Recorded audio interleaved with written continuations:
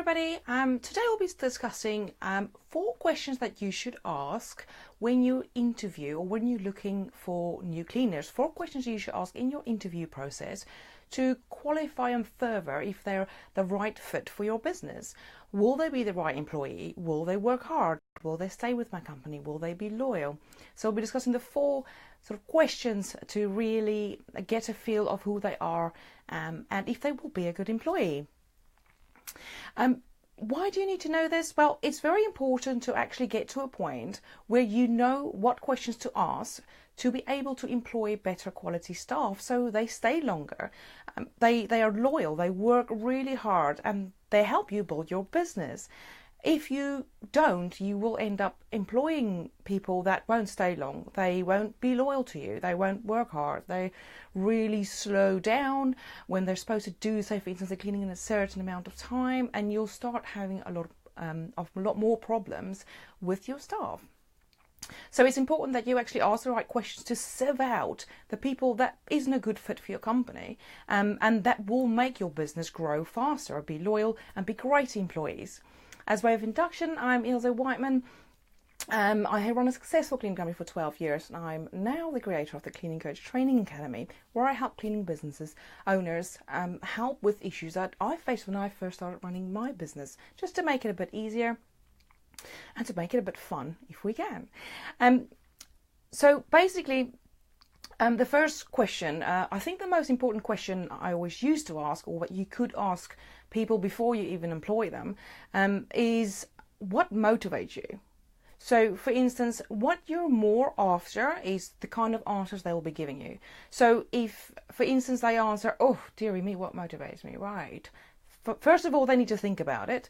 That's not really a good sign, because you need to know what motivates you. Most motivated people will say, right, oh, well, I don't need motivation. I just get cracking. I mean, doing the cleaning is my motivation because I love cleaning. Or that is a correct answer. When they have to think about it and maybe say, oh, I drink loads of coffee throughout the day to give me motivation, that is a person that will probably not, I will probably say 90% of the time, you'll have to work really hard on them all the time to motivate them to work, to do something that you are paying them to do, their job. So you will need to basically, through that you can figure out, oh, okay, they self-motivate. Awesome person, because you know, like I say, you don't have to work that hard at it. They will be a better employee or a better choice. And it's just to sieve through the people that you will be interviewing, because you'll probably be interviewing a lot more people, but you will literally, say for instance you get 20 replies, you will literally break that down and probably get one person that's a good fit. But that one person is gonna be awesome. They're going to be so much better than all the other people. And it's about getting the right staff for your business that fits in with your morals, with your core values. Because you, as a business owner, you need to motivate yourself all the time. And it's awesome if your staff motivates themselves, although you still will need to motivate, obviously, some bit. And as the process goes on, the longer they work with you, you'll have to motivate your staff. But if they're already sort of coming into your business self-motivated, that's just such an awesome thing for as a person to have, and that I always looked out for, so I don't have to babysit or micromanage them all the time. So the second question is, what makes a great employee? What do you think makes a great employee?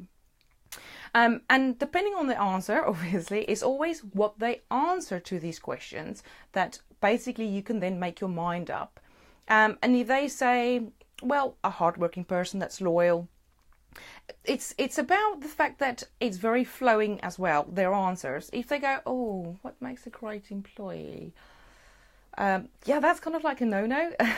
It's like, you know, it needs to roll off. They need to know these things, because you want somebody that's going to take responsibility, because responsibility is the ability to respond to what you sort of tell them to do, basically. So you want somebody with that initiative as well, that comes up and sort of says, well, a great employee, definitely hard work, turn up on time, you know, be loyal, be motivated, great team player, there's loads that go in there, and they might not all say say four of that sort of answers, but it's all just to get their reaction to what their answer is. And like I say, if they have to think about it, then there's like alarm bells will go off in my head, and it's like, oh, dearie me. Okay. And I will carry on asking the questions, of course, and because they might answer one really badly, but the rest really well. So obviously bear all that in mind when you do sort of interview them. And then another good question to ask is a scenario that's happened in your business. Don't sort of ask them basically, how do you deal with problems? Because you're not going to get the correct answer. Sort of say to them, so how would you deal in this scenario? Say, for instance, you go and you clean at a property. And you, for instance, you find out that the vacuum cleaner stopped working and you can't vacuum, and you literally have 20 minutes left of the cleaning. How would you respond to that situation? What would you do? And if they sort of say, once again, it's the thinking part. If they really have to think about it, because to be quite honest, it's a problem. So I will call my supervisor immediately because I need to vacuum. I can't leave the house without vacuuming. Or if they say, well, I can't vacuum. It's just one of those things because it's broken. Oh, well. So it's if they find a solution to that problem quite quickly.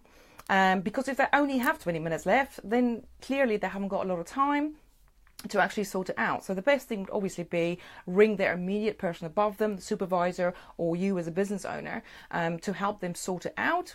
Either to rearrange to go back to vacuum if it can't be sorted in that sort of 20 minutes, but never just leave and leave the vacuuming. And then ask them for an example, like, have you ever been in a situation like this where you had to deal with this? What was the situation? How did you deal with it? Basically, what was the outcome? What was the end result of that scenario? And then what have you learned from that? So basically, any problem ever comes up, they'll be able to handle and cope with that problem. Yet again, it sort of helps you to, what stops you micromanaging them, to tell them, when you got the problem, do this and this and this, because they're already on fire, they already have it there, they already have that mindset of, oh, nothing's a problem, this is what we do, this is how we deal with problems, and this is the best way, kind of like I would deal with it. And it's very important they give you that example. And if they sort of say, well, they can't give you an example, then it's basically if they haven't got any cleaning experience and they've never cleaned before, most people do, then obviously they're not going to be in that situation. But then ask them, have you ever had a problem that you had to sort out? Give me an example, and how did you deal with it, and what was the outcome? Just for you to get a feel from how they will deal with if something like that happens, and how will they respond to it. And yet again, the answer, obviously, if they sort of sit there and really have to think about it, then obviously for yourself as well. It gives them time to think, to make something up, or to think about an answer. It needs to come quite naturally, quite flowy, because they should have already been in their mind, because they've already been there and they've got that experience. And then the fourth one would be, say for instance, you work in a team of two. How would you deal with if you turn up at a customer's house and your team member isn't there? And they're like 15 minutes late already. How would you deal with that?